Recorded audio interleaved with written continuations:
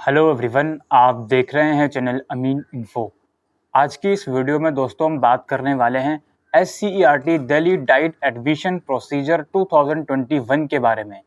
आज हम बात करेंगे कि एक्सपेक्टेड एडमिशन डेट्स क्या होंगी, इसकी एडमिशन प्रोसीजर क्या होता है, कौन कौन से डॉक्यूमेंट्स जो कि आपको एडमिशन के टाइम पर रिक्वायर्ड होते हैं, एलिजिबिलिटी क्राइटेरिया क्या है, फीस स्ट्रक्चर क्या है। ये सब चीज़ें हम इस वीडियो में कवर अप करने वाले हैं। तो चलिए शुरू करते हैं इस वीडियो को।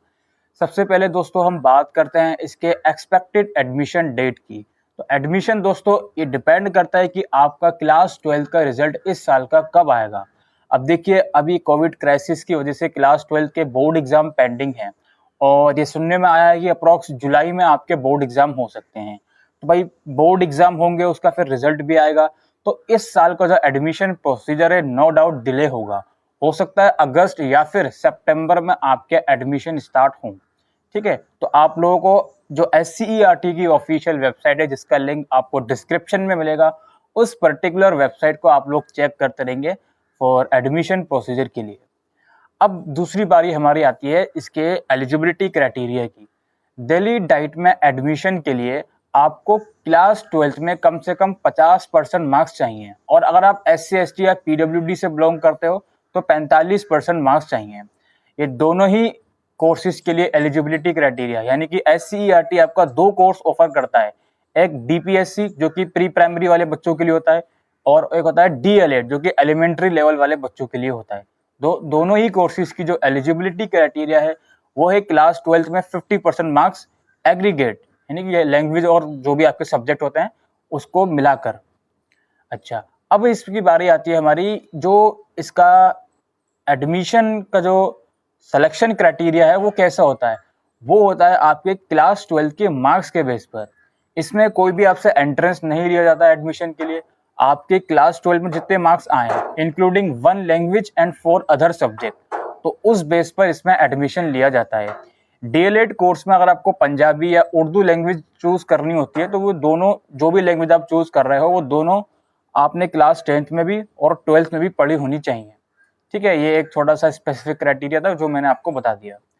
अब यहाँ पे दूसरी बारी हमारी आती है एज लिमिट की। देखिए, जिस भी ईयर में आप एडमिशन ले रहे हो उस पर्टिकुलर ईयर में 30 सितंबर तक आपकी एज 24 साल से ज़्यादा की नहीं होनी चाहिए, और इसमें 5 साल तक का रिलैक्सेशन है SC ST और PWD कैंडिडेट के लिए। अब यहाँ पे हमारी बारी आती है इसकी डॉक्यूमेंट रिक्वायर्ड की। एडमिशन फॉर्म फिल करते टाइम आपको सिर्फ आपका फोटोग्राफ और सिग्नेचर चाहिए होता है, और एक्चुअल जब एडमिशन प्रोसीजर होता है उसमें कौन कौन से डॉक्यूमेंट चाहिए होते हैं। 10th क्लास की, 12th क्लास की मार्कशीट, ठीक है, करेक्टर सर्टिफिकेट जो कि 6 महीने से पुराना नहीं होना चाहिए, और MBBS डॉक्टर से इशू किया हुआ मेडिकल फिटनेस सर्टिफिकेट आपको प्रोवाइड करना होता है। इसके अलावा जो आपने एडमिशन फॉर्म फिल किया है और जो डाइट होते हैं अलग अलग, उसका प्रेफरेंस, यानी कि आपको किस डाइट में एडमिशन चाहिए उसका प्रेफरेंस आपको ऑनलाइन फॉर्म फिल करते टाइम ऐड करना पड़ता है, उसका भी प्रिंट आउट आपको लेना पड़ता है। और आपको जो सीट अलॉट होती है उसका एक सीट अलॉटमेंट लेटर आता है, जो कि आपको लॉगिन करके जहां से आपने फॉर्म फिल किया होता है उस पर्टिकुलर लेटर को भी डाउनलोड करना पड़ता है। तो ये सब कुछ डॉक्यूमेंट्स हैं जो कि आपको रिक्वायर्ड होते हैं। दिल्ली डाइट में 85% सीट्स जो हैं वो उन बच्चों के लिए, उन कैंडिडेट के लिए रिजर्व हैं जिन्होंने अपनी स्कूलिंग दिल्ली के किसी स्कूल से करी है, और बाकी की 15% सीट्स उन बच्चों के लिए रिजर्व हैं जिसने अपनी स्कूलिंग दिल्ली से बाहर किसी स्कूल से करी है। अच्छा, DPSC है और DLED है। DLED में नंबर ऑफ सीट्स की अगर हम बात करें तो अराउंड 3000 सीट्स हैं, जिसमें से approx 1000 seat government affiliated institute में है और approx 2000 seat private affiliated institute में है। वहीं DPSE कोर्स की अगर मैं बात करूं तो DPSE कोर्स सिर्फ प्राइवेट यानी कि सेल्फ फाइनेंस इंस्टीट्यूट में ऑफर होता है, और अप्रोक्स 1500 सीटें इसमें DPSC कोर्स में।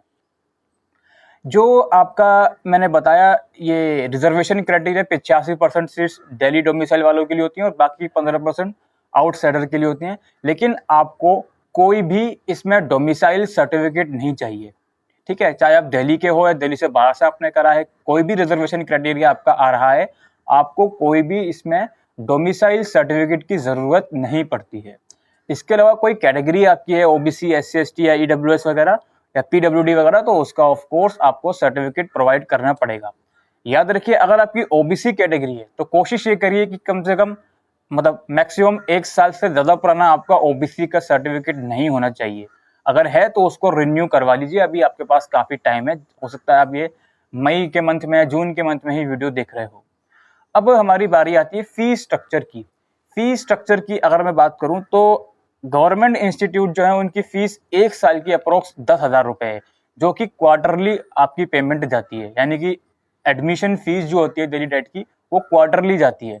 वहीं अगर प्राइवेट इंस्टीट्यूट में आपका एडमिशन होता है तो इसकी फीस अप्रोक्स 38,000 रुपए फीस है। अगेन क्वार्टरली इसकी फीस जाएगी। गवर्नमेंट इंस्टीट्यूट हो या प्राइवेट इंस्टीट्यूट हो, आप किसी भी इंस्टीट्यूट से ये डीएलएड का कोर्स कंप्लीट करोगे तो आपको एससीईआरटी की ही डिग्री मिलेगी, जो दोनों ही यानी कि आपने गवर्नमेंट से किया हो या प्राइवेट से किया हो, दोनों ही इक्वली वैलिड है। बिकॉज आफ्टर ऑल आपको एससीईआरटी की डिग्री मिल रही है कोर्स को कंप्लीट करने के बाद। दोनों ही कोर्स 2 साल का प्रोफेशनल कोर्स है। इस कोर्स में आपको टीचर लर्निंग प्रोसेस के बारे में और जो भी थ्योरेटिकल या प्रैक्टिकल एक्टिविटीज होती हैं सब कुछ आपको इन कोर्सेज में पढ़ाया जाएगा। अटेंडेंस इन कोर्सेज में मैंडेटरी होती है। एक पर्टिकुलर परसेंटेज होता है जिसको मेंटेन करके आपको रखना पड़ता है अटेंडेंस को, अदरवाइज एग्जाम देने में आपको दिक्कत आ सकती है। अभी एडमिशन प्रोसीजर का थोड़ा समझाऊंगा, लेकिन एक और सबसे बड़ा डाउट बच्चों को होता है कि सर मैं ग्रेजुएशन कर रही हूँ या फिर ग्रेजुएशन कर रहा हूँ, तो मैं ग्रेजुएशन के साथ साथ डीएलएड का कोर्स कर सकता हूँ? देखो यार, सिंपल सा फंडा है। मैं प्रोस्पेक्टस पढ़ता हूँ दिल्ली डाइट का, पिछले साल का भी मैंने पढ़ा था। उस प्रोस्पेक्टस में एक बात साफ लिखी होती है कि अगर आप डीएलएड कोर्स के साथ साथ कोई और कोर्स करते पकड़े गए, फिर चाहे वो रेगुलर का हो या डिस्टेंस का हो, तो आपकी डीएलएड की डिग्री कैंसिल कर दी जाएगी। ये बात प्रोस्पेक्टस में लिखी है, मैं कोई अपनी तरफ से नहीं बोल रहा हूँ। अब बहुत से बच्चे कहेंगे कि सर जी मेरा फला फ्रेंड उसने तो करा था, उसके साथ तो कुछ नहीं हुआ, मेरा फला फ्रेंड उसने करा था, उसके साथ कुछ नहीं हुआ। तो देखो, बच्चे करते हैं, बच्चे रिस्क लेते हैं इस चीज़ का कि यार डीएलएड तो कर रहा हूँ, साथ साथ में ओपन से ग्रेजुएशन कर लूँ। अब देखो यार, जो मैंने चीज़ें थी आपको प्रोस्पेक्टस के अकॉर्डिंग बताई, लेकिन काफ़ी बच्चे डीएलएड के साथ साथ ग्रेजुएशन कर लेते हैं और उनका कोई इशू नहीं होता इन फ्यूचर में। बट जब आप अपना डीएलएड के बाद कोई टीचिंग लेवल एंट्रेंस दोगे, जैसे सीटेट हो गया या फिर कोई एस्टेट वगैरह हो गया स्टेट लेवल, उसके बाद गवर्नमेंट आप रिक्रूटमेंट प्रोसीजर के लिए जाओगे, तो वहां पर वो लोग थोड़ा बहुत ऑब्जेक्शन उठा सकते हैं कि आपकी दोनों डिग्री ग्रेजुएशन की और डीएलएड की एक साथ क्यों है। तो इस चीज़ का थोड़ा आप समझ लीजिए। जो प्रोस्पेक्टस में चीज़ें थी वो मैंने आपको बता दी हैं। अब आप खुद डिसाइड करिए कि आपको ग्रेजुएशन करनी है डीएलएड के साथ या फिर आपको ग्रेजुएशन बाद में करनी है, डीएलएड पहले करना है। अब यहाँ पे हमारी बारी आती है इसकी एडमिशन प्रोसीजर की। एडमिशन प्रोसीजर, सबसे पहले आप एडमिशन फॉर्म फिल करोगे, ठीक है, फीस पे कर दोगे। उसके बाद डाइट का जो अपना प्रेफरेंस है वो आप ऑनलाइन सेट कर दोगे, यानी कि पहले नंबर पर याला प्रेफरेंस है, दूसरे पे याला करगाडोमा, जो भी आपका प्रेफरेंस है वो आप सेट कर दोगे। आपने फॉर्म फिल कर दिया, दूसरा स्टेप फीस पे कर दी, तीसरा स्टेप डाइट का प्रेफरेंस आपने ऐड कर दिया। जी हाँ, जो फॉर्म होता है दिल्ली डाइट का, उसमें आप जब फीस पे कर दोगे उसके बाद ही आप प्रेफरेंस जो होता है वो सेट कर सकते हो। ये थोड़ा अलग प्रोसीजर है जो मैं आपको बता रहा हूँ। तो प्रेफरेंस आपने सेट कर दिया, उसके बाद आती है इनकी एडमिशन लिस्ट। अब देखिए, एडमिशन लिस्ट में आपको कुछ चीज़ें समझनी पड़ेंगी। बहुत से बच्चे क्या होता है ना, जब पहली एडमिशन लिस्ट आती है तो वो अपने अलॉटेड इंस्टीट्यूट से सेटिस्फाइड होते हैं कुछ बच्चे, और कुछ बच्चे सेटिस्फाइड नहीं होते। तो यहाँ पर एक चीज़ आपको समझनी पड़ेगी, अगर आप अपनी रिस्पेक्टिव सीट से सेटिस्फाइड हो, सबसे पहला काम आपको क्या करना है, अपना लॉगिन करना है। 1800 रुपये की पार्ट एडमिशन फीस आपको पे करनी है, जो कि एडजस्टेबल है एडमिशन फीस में। 1800 रुपये की एडमिशन फीस पे कर दोगे, उसका पर्टिकुलर फी रिसिप्ट का स्क्रीनशॉट और जितने भी फॉर्म आपने भरे हैं ऑनलाइन फॉर्म का स्क्रीनशॉट, अलॉटमेंट लेटर का स्क्रीनशॉट और जो भी डॉक्यूमेंट्स मैंने आपको बताए, वो सब डॉक्यूमेंट्स लेकर आप अपने रिस्पेक्टिव अलॉटेड इंस्टीट्यूट में जाओगे और डॉक्यूमेंट वेरीफाई करवाओगे।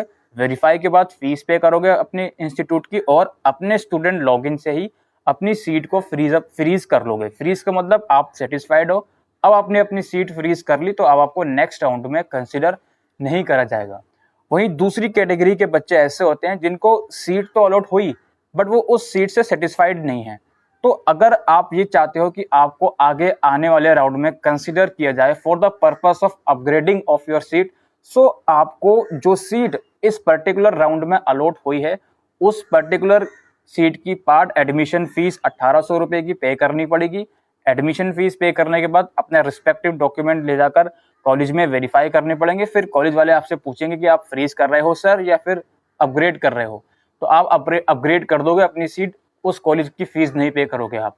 एक बार आपने सीट अपग्रेड कर दी, फिर नेक्स्ट राउंड में क्या होगा, या तो आपको हायर प्रेफरेंस अलॉट हो जाएगा या फिर सेम कॉलेज ही आपका रहेगा।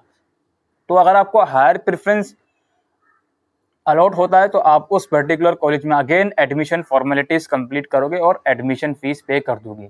लेकिन बहुत से बच्चे क्या गलती करते हैं ना, उनको सपोज करिए किसी राउंड में सीट अलॉट हुई, वो उससे सेटिस्फाइड नहीं है, तो वो बच्चे क्या सोचते हैं कि यार मैं अभी कोई एक्टिविटी नहीं कर रहा, मैं नेक्स्ट राउंड में पार्टिसिपेट करूंगा।